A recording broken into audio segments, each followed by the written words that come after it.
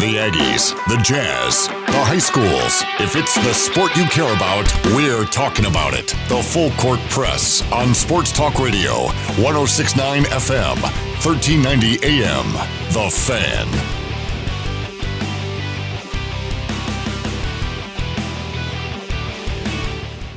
Good afternoon, everybody.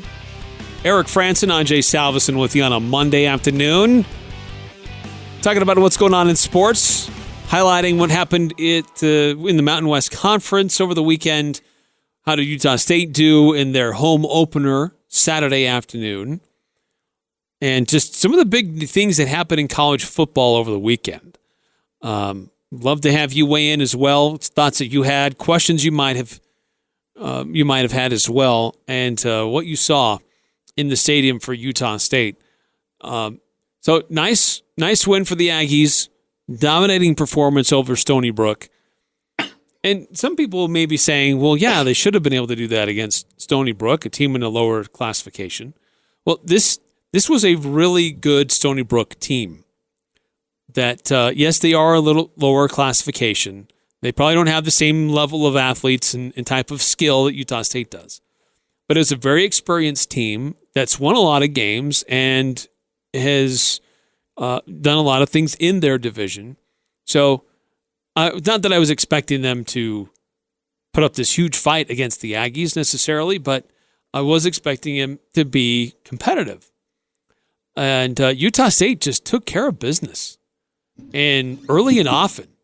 And just a lot of different weapons that stood out to me and had great performances for the Aggies. Yeah, that was expected. I expected them to go out there and to dominate from start to finish. You were sluggish in the Wake Forest game. You made some errors offensively, defensively, special teams. So you want to be able to kind of take those errors and get rid of them. And it's good to do that against a team like Stony Brook. No offense to Stony Brook, but there's just no way that this game should be closer than 21. True. And so it's good to see them kind of fix up and shore some things. I thought DJ Williams played really well. I thought the defensive backfield actually did a great job, to be honest with you. Jordan Love was really good, made some good decisions. That throw, rolling to his left, throwing off his back foot, 35 yards in the air on a frozen rope for a touchdown is so NFL caliber. People, someone's like, well, I could do that. Good. Okay, go stand 35 no, you couldn't. 35 yards away from your garbage can, roll to your left, throw off your back foot, and get it. And by the way, the guy he threw to was covered. Yeah, probably not the most advised throw to make. No. I'm pretty sure Coach Stanford was going, no. Ugh. But the way that he was able to do it, just wow. And I loved that there were design plays that they rolled him out, and he was throwing on the run. They had a couple plays where he had the run option, and he ran. And I wonder if there was maybe a little mental block there against Wake Forest as to why he was a little rusty in those situations, because that's where his interceptions came. And so I liked that they were trying to work on that and get him more and more comfortable in those situations on Saturday night. Yeah, definitely couldn't agree more with you, Eric. And I thought you did a good job. I love the backs, man. I love Warren. I love those backs. They're fun to watch. They're physical. They're shifty. They make good decisions. Really impressed with what they did. In fact, Jalen Warren, another 100-yard game. And did it on less than 10 carries, that's stupid. It doesn't man. happen very often. It's just dumb. It's amazing. And Celso Mariner, I thought Caleb Rep was really good. Celso Mariner. Caleb Rep had 2 big catches, and Derek Wright, by the way, his first catch was a touchdown. So congrats to him. Speaking of first catches and Henry Columby threw his first touchdowns, 2 of them, to be in fact. That, by the way, that throw, he had some really nice throws. That throw from going from north to south in the corner of the end zone was just a beauty. I mean, beautifully placed, beautiful arc. right into the breadbasket. I thought it was an incredible throw. Golly, he's good. Man, he's so good. Peasley, while he didn't throw the ball a lot, boy, that guy's fast. Yeah. The guy's got wheels, and I worry about the flat tire that he got. He got tackled on a scramble, and then guy rolled up over him. Looked like he twisted his knee, maybe. It had to be helped off the field. That's not good. But if something plays out where the quarterback situation is pretty well set, Peasley ought to consider converting to wide receiver. The guy's so fast. Holy cow. But hopefully this injury is not too severe, but we don't know. Yeah. He could be out for a little while. And they haven't reported anything, and there is no press conference this week because it's a bye week, so we won't know anything unless they release anything on that injury if it's whatever. So Joe Bright also got hurt right before half. Went into the locker room. Yeah. And we never saw him back on the field. Yeah, what was his? It wasn't a shoulder, was it? I can't remember. I can't remember all of a There's a sudden. couple guys who getting banged up a little bit. Hopefully they'll be all right and be ready to go. Next week for San Diego State, the Aztecs, really weird team. I mean, you want to talk about a bipolar 2 weeks. They beat Weber State 6-0, and then they flattened UCLA. Well, the thing that stood out to me most about their performance at UCLA, and continue to emphasize that game was at UCLA, was that San Diego State defense. They allowed less than 100 yards rushing from UCLA. They just really got after it, didn't allow them to move the ball very much. And then similarly on the other side, what they were doing passing the ball. This Kobe Smith, 7 catches for 131 yards. And so their offensive performance in the passing game, that's not characteristic of what we've seen out of San Diego State the last several years. Yeah, that's true. That San Diego State defense is still very, very, very good, but they've all of a sudden discovered a passing game which could make them very dangerous. Yeah, I still think Utah State flattens them. I really do, man. Really? I just know. win. You think they flatten them? No, I do. I think Utah State's much more talented, Eric, in almost every facet, too. I think defensively they're talented. I think offensively they're talented. We've got a kicker who is extremely reliable. I think we go to San Diego State, and I think we take care of business for the first time in school history. Isn't it that Utah State hasn't beat San Diego State since... They're 0-11 all time, or they're 0-11 all time at San Diego State. They've beat them once, and this was here. Oh. So, yeah, we've never won at San Diego State, and that's hoping to change this year. Hey, somebody that could really help with Utah State's performance at the Aztecs, Devin Tompkins. How about that guy? Oh, my gosh. He's fun to watch. Every time he touched the ball, something magical happened. Yeah, he's fun to watch. I like Devin Tompkins a lot. He's kind of an intriguing one because no one really ever talked about him a whole lot until I think late this spring. You and I brought him up a few times, but the more it comes about, the more everyone's kind of like, oh yeah, hey, this Devin Tompkins kid is pretty good. Well, no crap. It's a tough receiving crew to break open and to get into the lineup on, but he's done just that. So five catches for 77 yards and a touchdown. One was that 45-yard long play that he had. He had a great play down the sidelines. I forgot about that one. Had a punt return for a touchdown. Yeah, he was just... Dude, that Stony Brook offense just player. Could not get anything going. I mean, anything for the life of them. Could not get anything going that first half. That was amazing. What was it, 5 straight punts? 5 straight 3-and-outs, if I remember right, is what it was. I have the play-by-play chart here somewhere. But yeah, I believe it was 5 straight punts. And it was just, the USU defense was living in the backyard of Stony Brook for most of the night. And the thing is that Stony Brook never really made any adjustments for whatever reason.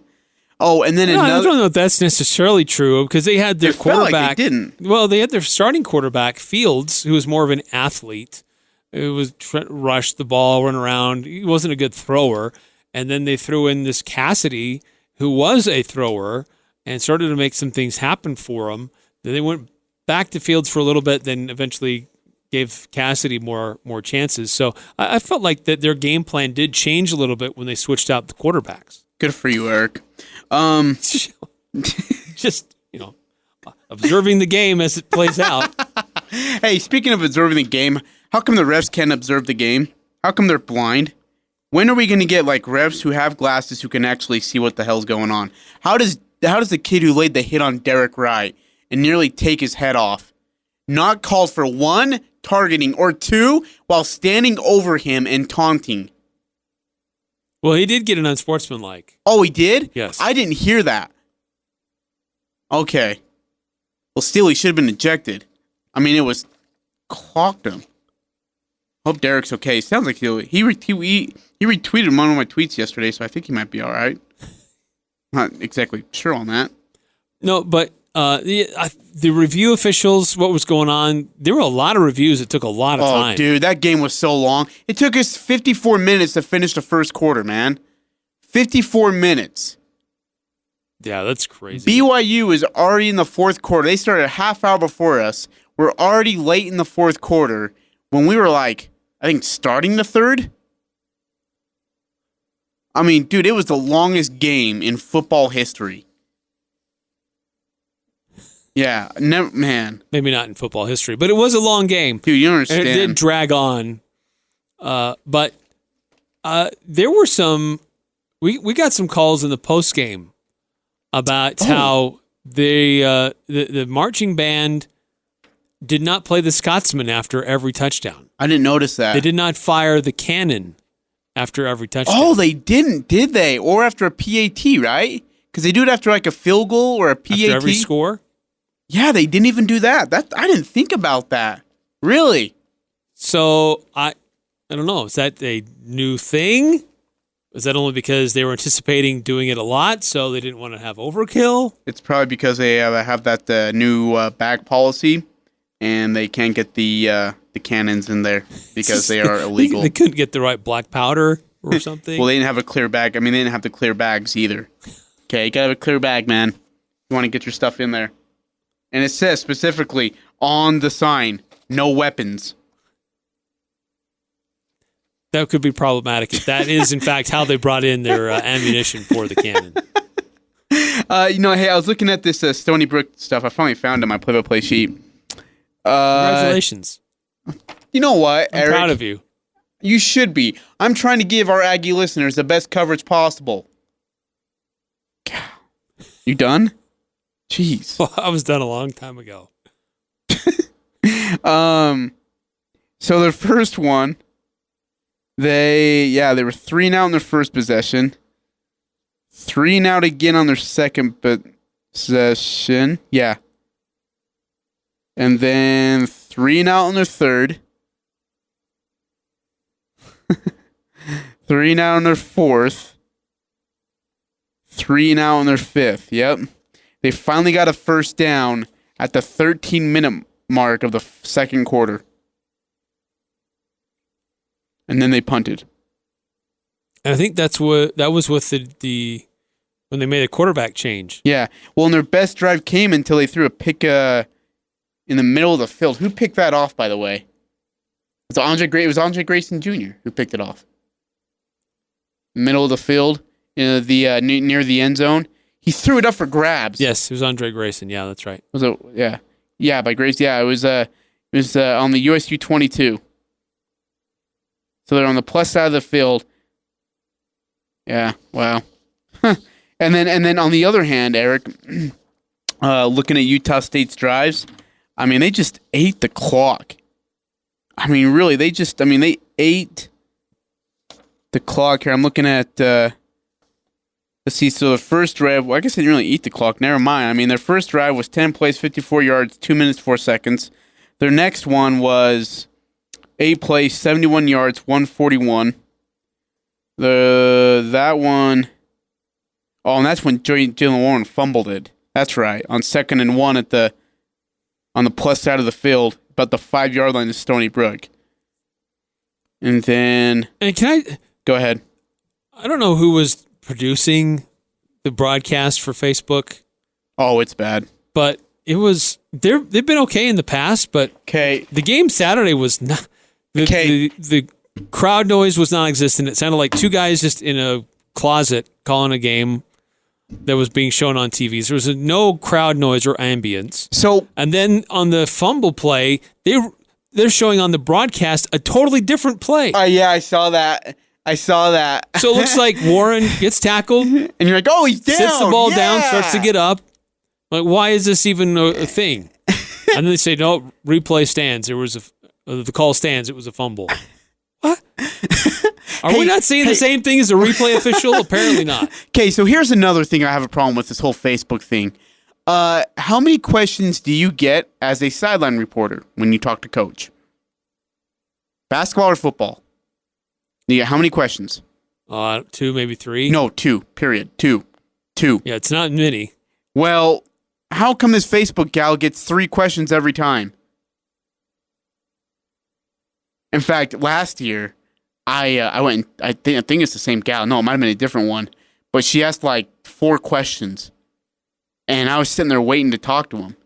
And finally, she got done, and I was like, "Hey, don't know if you're new to the game or new to the broadcasting thing, but it's 2 questions. Thanks." She didn't talk to me the rest of the season. She's like, "Who's that guy?" What, you don't listen to 106.9 The Fan, ma'am? Get your ish together. Yeah, okay, 2 questions, lady. If you're listening, people, 2 questions. You get 2 questions, and if he goes long, you ask 1. God. Utah State, 717 total yards of offense. Balanced 392 in passing, 325 in rushing. Dude, Jordan could have threw for 500 if he played that whole game. Oh, easily. In his sleep. But they did what they needed to do. They needed to get a nice big lead, give the younger guys, inexperienced guys, live reps, guys that you may be redshirting, give them live game experience. It played out exactly like you would want it to play out, minus maybe some of the injuries that did occur. But Jordan Love on rollouts, feeling comfortable throwing on the run, designed run plays for him. Great defensive effort by the secondary, not allowing a whole lot. It was more of a bend but don't break kind of defense. Mm-hmm. When they did make the quarterback change, Cassidy was passing the ball around a little bit, but I thought that the secondary made some nice adjustments and made it difficult for those wide receivers to bring those in. So Utah State has an extra week now to fine-tune some things and let some guys get healthy, and then it's a big matchup at San Diego State. And San Diego State, 2-0 on the season right now. With the big win against UCLA. There were some other games in the Mountain West that kind of surprised me. I was mostly surprised in Fresno State that they weren't able to get that game taken care of. It's kind of a slow start for the Bulldogs, but then they came on, but weren't able to close it out. And eventually it was an interception in the end zone for Minnesota to seal the win for them. But that would have been another really big win for the Mountain West Conference over a Power 5 school. Yeah, when they come to conference play, they're going to be ready to go. They will be. They're going to be an absolute threat in that other side of the division. Hawaii got it done again against the Pac-12. Boy, they're looking really good. Really good offensively. Yeah, that's good stuff. 4 touchdowns, 420 yards by Cole McDonald. Yeah, he's playing with a little bit of vengeance right now for Jordan Love taking the Offensive Player of the Year award last year. Well, Jordan deserved it. Sure, but he wants it back. I mean, he wants it. He wants it. Yeah, he's coming into this season healthy. He wasn't going into last season healthy. There you go. Yep. And then I clicked on the link there. Boise, man, how do you go from putting up 36 on Florida State to scoring 14 against Marshall at home? Good question. Everybody's all excited about Boise. They're climbing up in these rankings. You scored 14 only against scored Marshall, 14 man. on your turf. But what everybody's getting excited about is that was it because the uniforms matched the turf and you couldn't tell? I don't. But what everybody's getting excited about is that for the second straight game, Boise State has held their opponents scoreless in the second half. Mm-hmm. Okay, yeah, that's impressive. But dude, you are Marshall, not going to hold. Are they that kind of a defensive juggernaut? You're not going to hold Utah State to 7 points on their home field. I can promise you that. So you might want to pick up that 14 and chuck it and try to find your offense that you left in Florida State. Oregon over Nevada in a shocker, 77-6. Wow! After the first quarter, it looked like Nevada was going to go toe to toe with these guys. Nice momentum of their win after beating Purdue. Thinking, hey, Nevada could be an interesting team this year. But then Oregon, they should have won their game the previous week against Auburn, and you can tell they wanted to go out and prove something. And man, did they ever! Well, it's ironic they lost to Oregon by that much. In fact, the last 5 losses to their biggest losses by margin have been all to Pac-12 teams, at least their top 5. 81-6 against Cal in 1915. 1920, they lost 79-7 to Cal again. Oregon beat them 77-6 just on Saturday. In 1929, USC beat them 66-0. And in 1999, Oregon beat Nevada 72-10. So Oregon's not, unfamiliar to just laying the wood on Nevada. It's a tradition that they, unlike any other, that the Pac-12 just goes and beats the living crap out of Nevada. And so, yeah, and that's one thing the Pac-12 can hold their hat on. Yeah. Wyoming struggled against Texas State. At the half, Texas State was leading this game. Yeah. What the crap, Wyoming? Dude, I mean, how? I know it's like, you had the big one last week, and it was crazy loud, and, everyone's excited, and then you got, Texas State. Great. But, no, they got the win nonetheless. Thank goodness, to be honest. 23-14 is your final. But, boy, did they struggle a lot. Hawaii is getting some votes in the coaches poll. Oh, good for them. By the way, they're the only. Wyoming is getting some votes as well. Good for Wyoming. Come on, Wyoming. But Boise State is ranked. They're 22nd in both polls.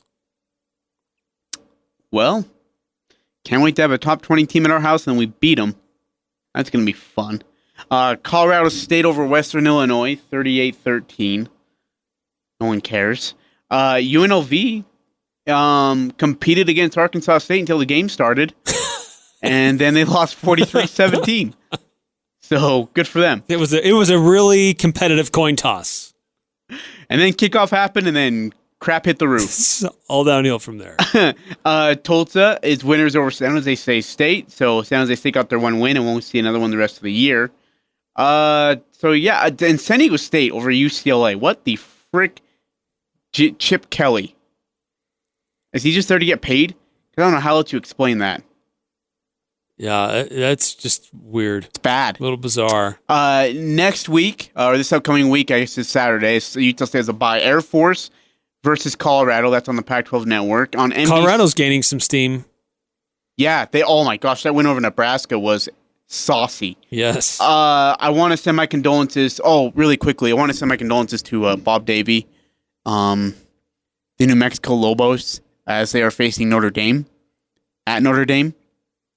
That'll be on NBC if you guys want to see the funeral. Irish favored by 35. Yeah, they'll cover. Bob Davie's not going to make the trip. Oh, he's not? Nope. I wouldn't either. He's named one of his assistants as the interim or acting head coach. Yeah, I would rather. I'll take the hospital bed for this one. UNLV, speaking of funerals, will be at Northwestern. Colorado State's at Arkansas. Good gosh. Idaho is at Wyoming. Weber State at Nevada. Weber State's kind of a tricky team to deal with right now. Nevada, that's no cakewalk. Hope you have your heads up for this one. Washington, the Huskies, will be facing Hawaii. Did they lose last week? They did, and they dropped hard. They dropped like 9 spots in the polls. Well, didn't they? Okay, so wait, there was a big weather delay. But there was that game a weather didn't delay. Start until like 10:30 at night. I got home from the game late. Like I got home like around 11, and I turned on the TV, and they're in the second quarter, and I was like, "What the crap?" And I heard there was a weather delay. It must have affected them more than I thought.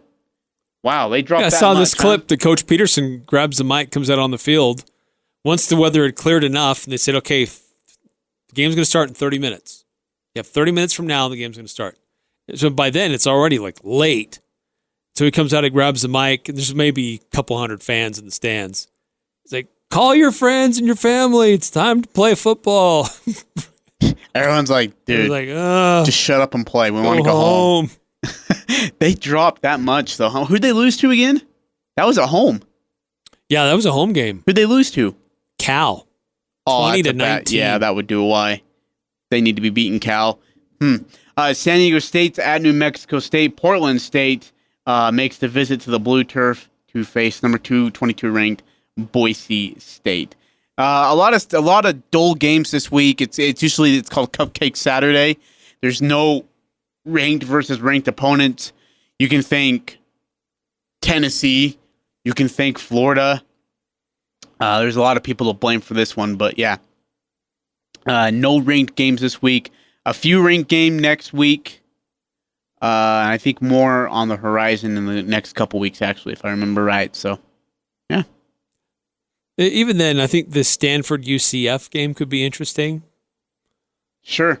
BYU USC. BYU had their big win in overtime.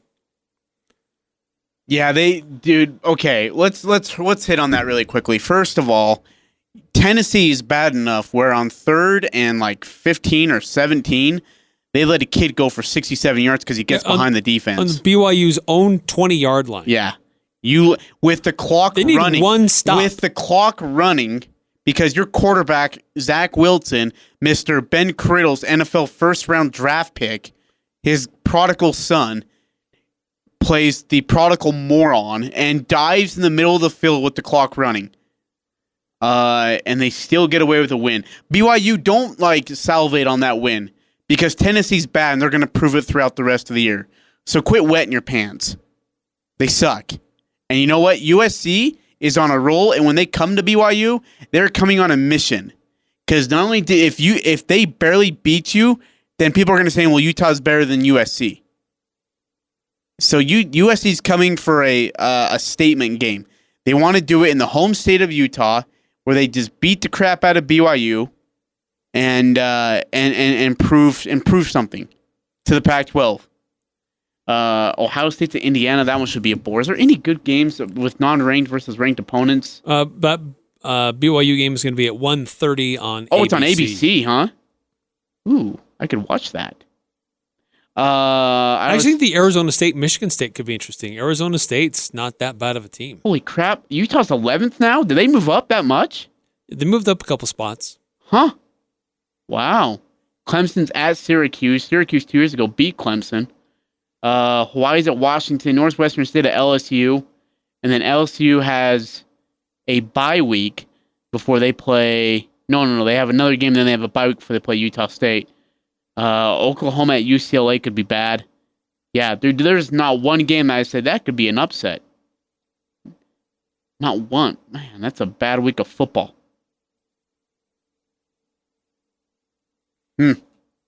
Spicy. Very spicy. Let's do this. We'll take a quick break because Utah State basketball made an announcement this afternoon. Oh, they did, yeah. They've got another big matchup coming up on their 2019-2020 basketball season. Another neutral site game. Who the opponent's going to be, where will the game be played? We'll let you know that coming up next here on the Full Court Press. It doesn't matter who you root for. The Full Court Press has all the high school sports covered. The Full Court Press. Connect with us on Facebook, Twitter, and online at 1069thefan.com.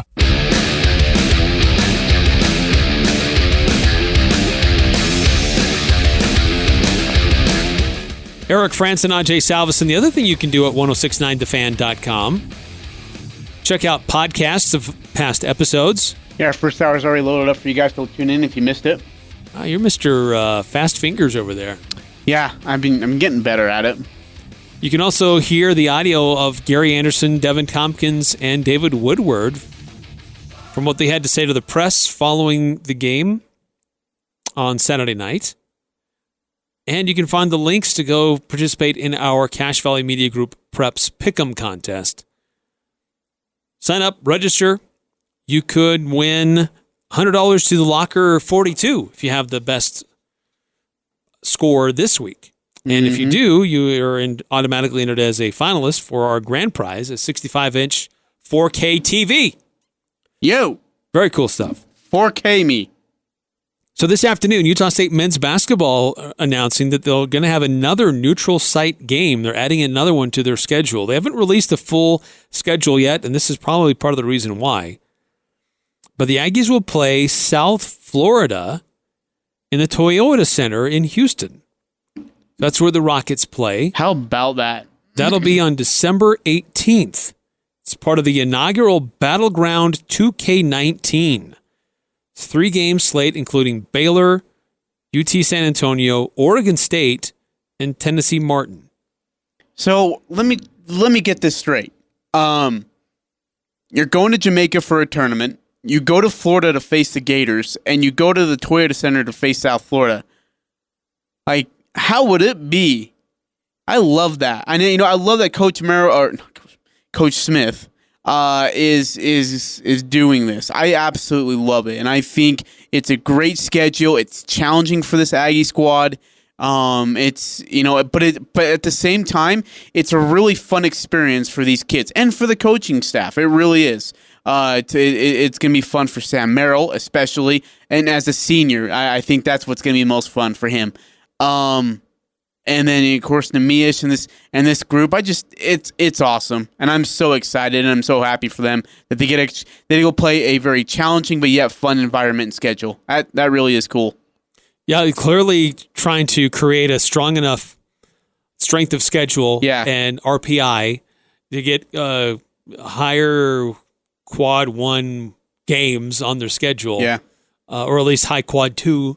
So that when it comes to the tournament time, Utah State is strongly considered, not only to go if there's any question if they should go or not, but if they do go, then get a nice favorable seed if they do make it that far. Yeah, I like it.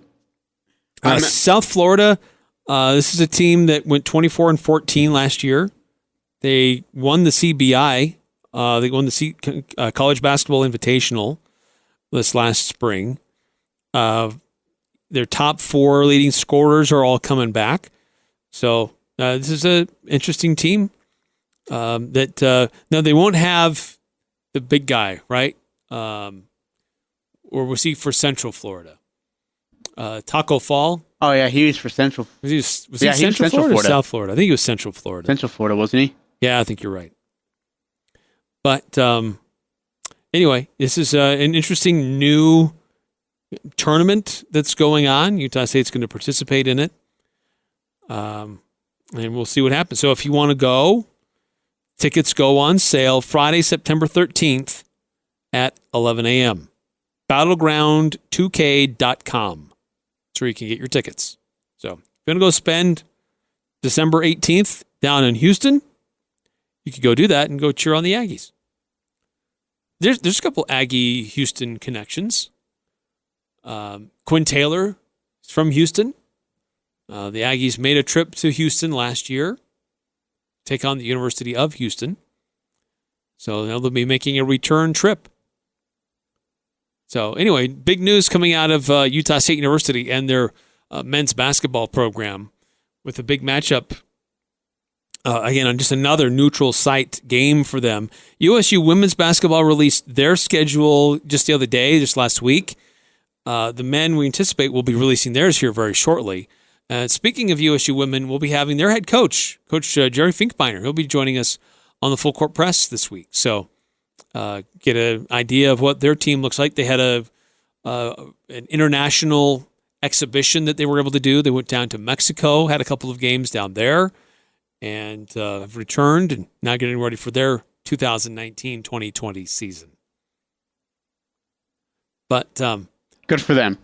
yeah, it's Utah State basketball team still kind of waiting to see the health of the Miyashketa with his knee. Yeah, it's been How kind healthy of he's quiet, gonna hasn't be. it, lately?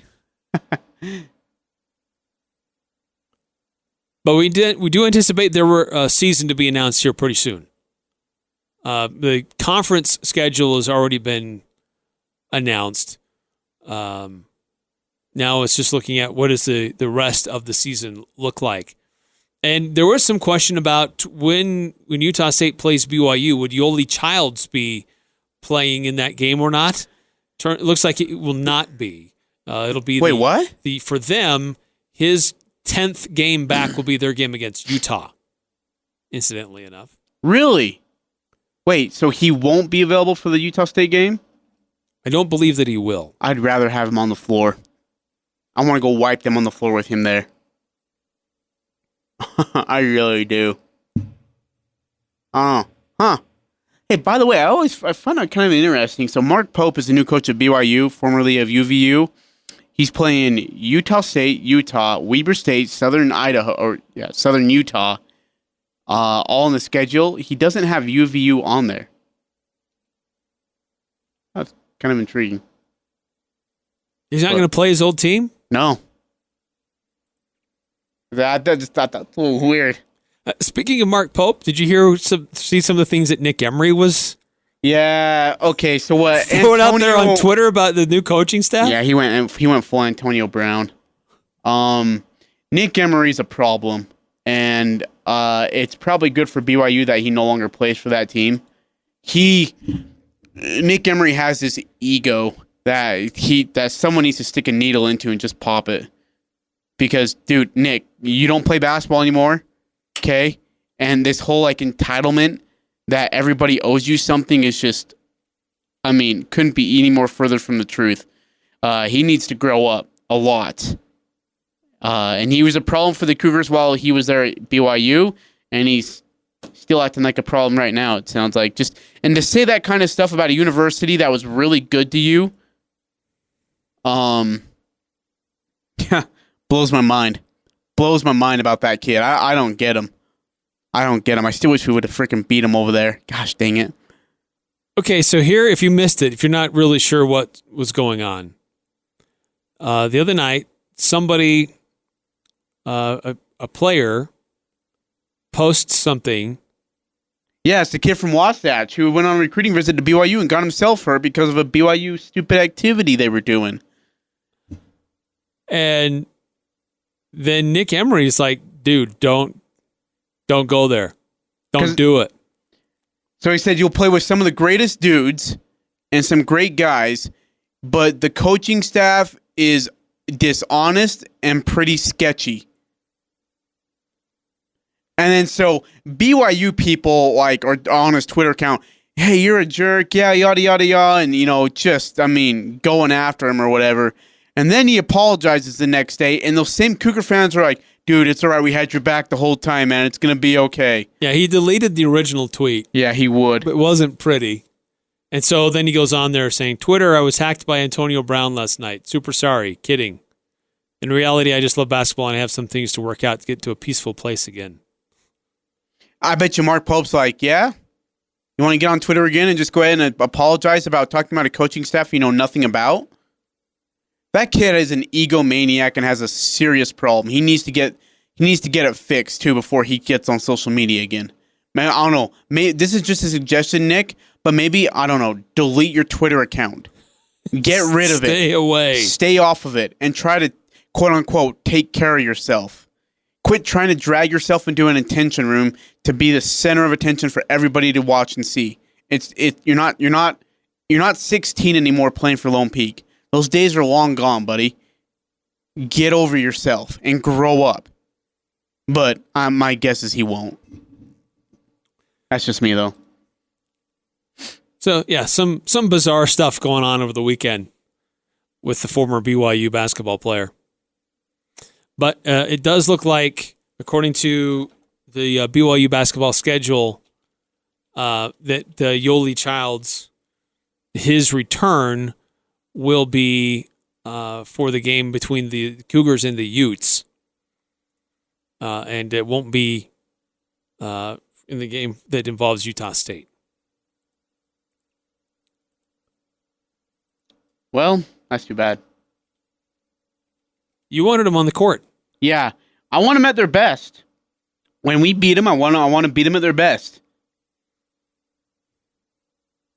I'm sure Craig Smith would love to beat them at their best too, but we'll beat them nonetheless. I see the Utah schedule is posted, but I don't see the BYU schedule.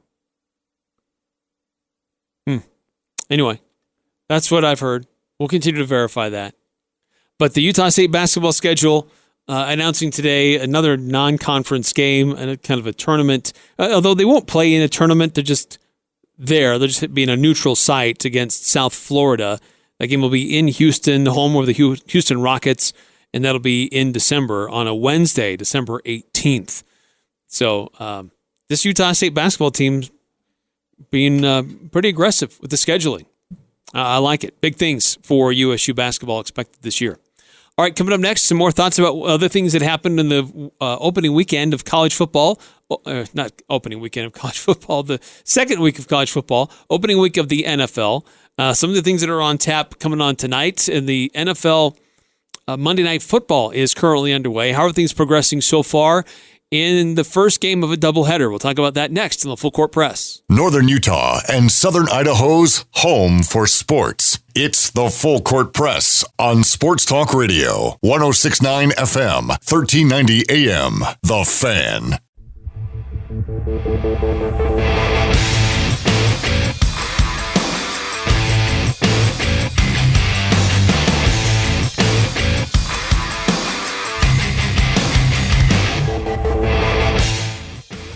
Eric Frandsen, Ajay Salvesen, Full Full Court Press. Press. Who's a bigger wreck on social media? Okay? Who's a bigger wreck on social media? Antonio Brown, Nick Emery, or O.J. Simpson? Wow. Interesting choice. I would probably say Antonio Brown. I'll put Nick Emery. He does have a disturbing Twitter feed. Both of them just need to get the heck off. Just, yeah. Hey, what did... There's language in there, so just be forewarned. Yeah, there is a lot of language in there. Oh, and I just saw that text. Well, one of our coworkers texted us about Nick Emery getting off social media. Eric, speaking of Sunday NFL stuff, we had some Aggies who participated in the NFL as well. Yeah, not a bad opening for former Utah State football players. A couple of them notable performances. Donald Penn with a new team with the Redskins played 67 offensive snaps for the Skins in his offensive debut. Devontae Mays, he did not. Scratch that. He did not play. Tonight, you could see Nevin Lawson and Dallin Levitt. Oh, really? Dallin? For the who? For the Raiders. Really? Bobby Wagner, 9 tackles, 7 were solo, had 2 TFL, played on all 77 defensive snaps and a couple of special teams opportunities. Nick Vigil for the Bengals had a good game. He had 7 tackles for the Bengals, 1 tackle for loss. Also, looking at Kyler Fackrell, he got in there in a couple of plays for the Packers. He had 2 assisted tackles, played in 23 defensive snaps and 14 special teams snaps.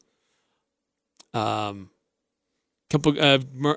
Alexander, Mo Alexander, now with the Buffalo Bills, got in there and He did record 1 tackle and was involved more on special teams, but kind of a guy that's finding his place still in the NFL. And a couple of guys that you don't see a lot of stats for, but are very involved. Patrick Scales, he's been doing it for a long time as a long snapper for the Bears. And then he's still there doing things. And then also Tyler Larson. He played in 6 special teams snaps for the Carolina Panthers. A couple of the guys that are on squads but didn't get any snaps, didn't get in there to play. Jalen Davis, he's with the Cardinals. Also, we already mentioned Devontae Mays. He's with the Jaguars now. Darwin Thompson, he did get in onto a couple plays. He did make one catch for 3 yards. So a number of different Aggies involved on different teams in the NFL. And we'll see a few more potentially get some opportunities tonight with the Oakland Raiders, with both Nevin Lawson and Dallin Levitt on the squad and on the roster for the Raiders. Speaking of the NFL, Monday Night Football, there's one game going on right now. It's in the second quarter. No score yet. That looks like the Texans either going to go for it on 4th and 1 or kick a field goal. Kick the field goal. I can't have Deshaun Watson throw a TD. Kick the field goal, Texans. The Texans at the Saints. It's early in the second quarter, very early. By the way, I face you next week in week 2 of fantasy football. Serious? Yeah, you ready to get Brown Mamba'd? Are you ready to get illegal touching? By the way, that text on Saturday night rolled my eyes. You got to be kidding me. There was an illegal touching call during the game. Had to announce it, didn't you? Like, hey, that's my team. Dude, you're getting murdered. With Antonio in my lineup, I have Demarius Thomas, James White, Philip Dorsett, and Antonio Brown all in my lineup. You think he's going to play? Who? Brown? Yeah, he's suiting up next week. But do you think he'll really do much? I don't know. Find out. That's why we play the game. We play to win the game. Hey, by the way, what did you think of Delaney Walker's comments on on Cleveland after the game? I don't know if you heard about this. Delaney Walker goes out there and is like, after the game, they're trash. The whole team's trash. Oh, man, yeah, he did not hold back. They were who we thought they were. And they're trash. Yeah, there was a lot of preseason Delaney, hype about Cleveland. Well, yeah. I mean, it's because of, Bleacher Report's in love with 2 people. Well, yeah, 2 people. Zion Williamson and Baker Mayfield. Anytime they scratch their butts, hey, it's got to be on there. It's got to be on the highlight reel. Well, I mean, they brought over Odell Beckham Jr. Dude, that guy's been freaking... No, Odell's been chewing mushrooms since he was 3. All right, dude, he's got You want to talk about guys having problems? Chewing mushrooms? Yeah. What does that even mean? You never heard of that? No way, you're not that old. Come on. I mean, Woodstock years? That was your year, man. No. You have no idea how high I can fly.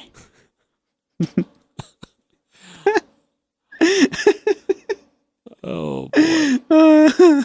We're off track.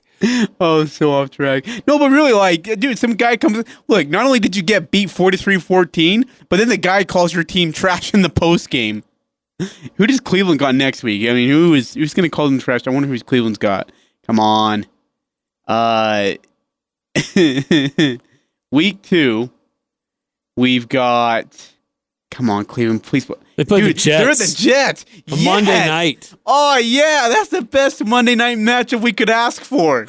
It's coming, baby. That is going to be a game of who can be the biggest embarrassment on the field. Oh, man. If the Browns go 0-2 with losses to the Titans and Jets, my life will be complete.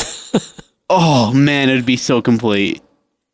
Oh, crap. Hey, did the Colts win yesterday? Jacoby Brissett, did they beat the Chargers or no? No, the Chargers won. Did they? But Jacoby Brissett looked good. I thought he looked all right, too. I know he had a couple of problems with making reads and such, but I thought for the most part he did all right. By the way, Houston went for it, scored a touchdown.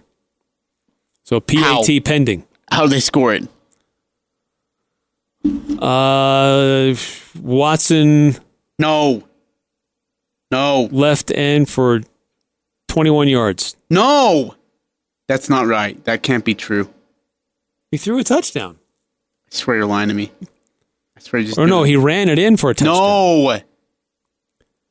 Out of the shotgun. Not even loading up. I hate this thing. That's what happened. He ran it in for a touchdown. From 21 yards out? Yeah, on a 4th and 1. Holy crap, Saints, what are you doing? This isn't hard.